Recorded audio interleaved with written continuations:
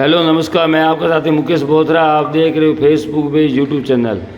आज हम बात करेंगे गरिमा चौधरी बाड़मेर की। इंडिगो एयरलाइंस में चयन हुआ है, सब लोग दे रहे बधाई। हम आप बात करेंगे गरिमा चौधरी से और ये कैसे हुआ। धन्यवाद। में आपका और आपका सिलेक्शन हुआ है, किस में सिलेक्शन हुआ है और क्या है? मेरा नाम गरिमा चौधरी है। अभी हाल फिलहाल मेरा इंडिगो एयरलाइंस में जूनियर फर्स्ट ऑफिसर की पोस्ट पे चयनित हुआ है। तो कैसे यहाँ पे जाने के लिए, यहाँ तक पहुँचने के लिए कैसे आपको मेहनत करनी पड़ी थी? क्योंकि बीच में कोरोना काल भी आया था, तो उस कोरोना काल में फिर आपको कितनी मेहनत करनी पड़ी थी? मैंने 2019 में ही ये फील्ड ज्वाइन कर लिया था। फ्लाइंग क्लब में एडमिशन ले लिया था भुवनेश्वर में। उसके बाद 2 साल कोविड आ गया था, जिसकी वजह से फ़्लाइंग क्लब बंद हो गए थे और तब मैं घर पे ही थी क्योंकि फ़्लाइंग क्लब भी सारे बंद हो गए थे। तो वो 2 साल बहुत ऐसे निकले थे कि पता नहीं अब आगे क्या होगा, क्योंकि बहुत ज़्यादा कोविड का बहुत ज़्यादा हो गया था। और उसके बाद फिर से जब सिचुएशंस ठीक होने लगी, मैंने फिर से पुणे में ट्रांसफ़र ले लिया था फ़्लाइंग क्लब में, क्योंकि वहाँ पे फ़्लाइंग का स्पीड काफ़ी अच्छी थी। फिर पुणे में मेरा सारा फ़्लाइंग कंप्लीट हुआ। साइड बाय साइड मैंने पेपर क्लियर किए थे DGCA के। और उसके बाद फरवरी 2023 में मेरा CPL commercial pilot licence issue हो गया था Red Bird Flying Training Academy Baramati की तरफ से। और उसके बाद मैं तुरंत ही साउथ अमेरिका चली गई थी एयरबस 320 की टाइप रेटिंग करने के लिए। एंड उसके बाद मैं जब वापस आई इंडिया, तो पिछले 1 साल से मैं अलग अलग एयरलाइंस में अप्लाई कर रही हूँ। जो भी वैकेंसीज आ रही है उसमें अप्लाई कर रही हूँ। हर एयरलाइन का अलग प्रोसीजर होता है सिलेक्शन का। किसी में 3 राउंड होते हैं तो किसी में 4 राउंड होते हैं। और हर बार कभी रिटर्न क्लियर हुआ, कभी सेकंड राउंड क्लियर हुआ, तो कभी 3rd राउंड में अटक गई। ऐसे ऐसे करके बहुत रुकावटें आई, लेकिन अब फाइनली मेरा इंडिगो एयरलाइन में सारे स्टेजेस पे सारा सिलेक्शन हो गया है और as a junior first officer post पे मेरा सिलेक्शन हुआ अभी इंडिगो में। जब आपका राउंड में first round, second round, third round में आप अटक गए थे, तब ऐसा नहीं लगा कि आप क्या करोगे, अब ये ऐसा हो जाएगा? फिर डर नहीं लगा मन में?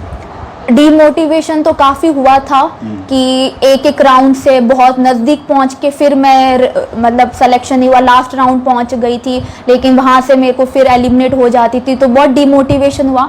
बट यही था कि करना तो है ही अब, क्योंकि अब इतना दूर तक आ गई हूँ, इतना मेरी पढ़ाई पे भी इतना इन्वेस्टमेंट हो चुका है, तो हार तो नहीं माननी थी। और हर बार फिर मैं हर अगली वैकेंसी में फिर से मेहनत करती थी, बहुत ज़्यादा हार्ड वर्क करके एक्स्ट्रा एफर्ट्स डाल के मैंने फिर इस बार इंडिगो में तो मैंने अपना 100% डाल के सिलेक्शन करवाया। बाड़मेर की बेटी जो है वो अब फ्लाइट उड़ाएगी। बाड़मेर में तो यहाँ तक तो बेटियों को घर से बाहर निकलना और मोटरसाइकिल चलाने पे भी लोग कहते हैं कि ये बेटी मोटरसाइकिल चला रही है, क्या करेगी, लेकिन आप तो अब जो है प्लेन उड़ाएगी। मैं इसके लिए अपने परिवार को बहुत ज़्यादा धन्यवाद कहना चाहती हूँ कि आज उन्हीं की वजह से उन्होंने मेरे पे भरोसा दिखाया। उन्हीं की वजह से मैं एयरबस 320 जैसे इतना बड़ा विमान उड़ाऊंगी, क्योंकि हमें भी पता है ये बाड़मेर डिस्ट्रिक्ट में जहाँ पे इतना प्रिविलेज नहीं है गर्ल्स एजुकेशन के लेके, बट जहाँ लेके मेरी फैमिली ने, स्पेशली मेरे मम्मी और पापा ने बहुत सपोर्ट किया। उन्होंने थ्रू आउट मेरी जर्नी में मुझे बहुत हेल्प किया है, जिसकी वजह से आज मैं यहाँ तक पहुँची हूँ। तो ये सब कुछ आपने कहाँ से मोटिवेशन होकर ये सब कुछ कहा कि मेरे को नहीं अभी तो एरोप्लेन में ही उड़ानी है? मोटिवेशन तो मुझे मेरे पापा से ही मिली है, क्योंकि बहुत ऐसा टाइम आया था कि जहाँ पे मुझे लग रहा था कि नहीं ये मेरे से नहीं होगा, बट तब उस टाइम मेरे पापा ने ही बोला था कि तू चिंता मत कर, तू कर ले बाकी का, क्योंकि ये बहुत ज़्यादा फाइनेंशियली इसमें इन्वेस्टमेंट बहुत ज़्यादा लगती है। तो मुझे कहीं ना कहीं डर लग जाता था कि इतना इन्वेस्टमेंट क्या पता मैं आगे कर पाऊँगी कि नहीं कर पाऊँगी। बट हर बार मेरे पापा ने यही कहा है कि तू फाइनेंशियल का मत सोच, तू अपना हार्डवर्क कर, अपनी मेहनत कर, अगर तू उस पर फोकस कर, बाकी फाइनेंशियल का मैं खुद देख लूँगा। तो उनकी वजह से वो मुझे बहुत ज़्यादा वो मिला, उन्होंने मुझे बहुत ज़्यादा मोटिवेट किया हर स्टेज पे। कभी भी ऐसा नहीं कहा कि क्यों नहीं हो रहा, क्योंकि इतनी लास्ट 1 साल से मैं इतनी वैकेंसीज में मैं हर एक बार स्टेज पे निकल जाती हूँ, तो कभी उन्होंने मुझे ये नहीं कहा कि क्यों नहीं हो रहा, कहाँ दिक्कत आ रही। हर बार उन्होंने मुझे मोटिवेट रखा और उन्होंने यही बोला कि कोई नहीं, अगली बार हो जाएगा। और उन्होंने अपनी तरफ से कोई कमी नहीं रखी मेरी पढ़ाई में। कहाँ से कौन से गांव से आप बिलोंग करते हैं? मैं मूल गांव उंडू कश्मीर से बिलोंग करती हूँ, तहसील सेव है। तो क्या पिताजी क्या काम करते हैं घर में? मेरे पापा खियाराम चौधरी पूर्व प्रधान शिव है मैं थे 2000 से 2005 तक। और अभी उनका लाइक बिजनेसमैन में ही है, उनका मल्टीपल बिजनेस वगैरह है। मम्मी क्या काम करती है? मम्मी मेरी हाउसवाइफ है। तो घर में कितने भाई बहन हैं?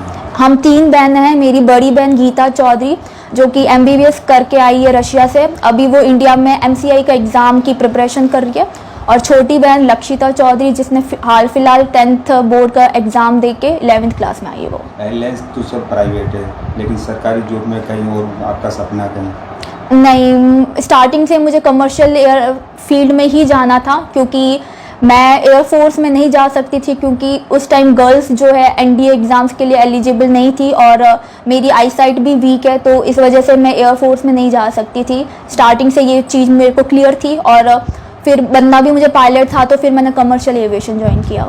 जब आपका फाइनली सिलेक्शन हो गया तब घर में किस तरह से खुशियाँ मनाई जा रही थी और आपके पास किस तरह से फ़ोन आ रहे थे बधाई देने के लिए? सब लोग बहुत ज़्यादा ही खुश हैं। मेरे मम्मी और पापा सबसे ज़्यादा उनको खुशी हुई। मेरे दादा और दादी वो भी बहुत ज़्यादा खुश है। घर में खुशी का माहौल है।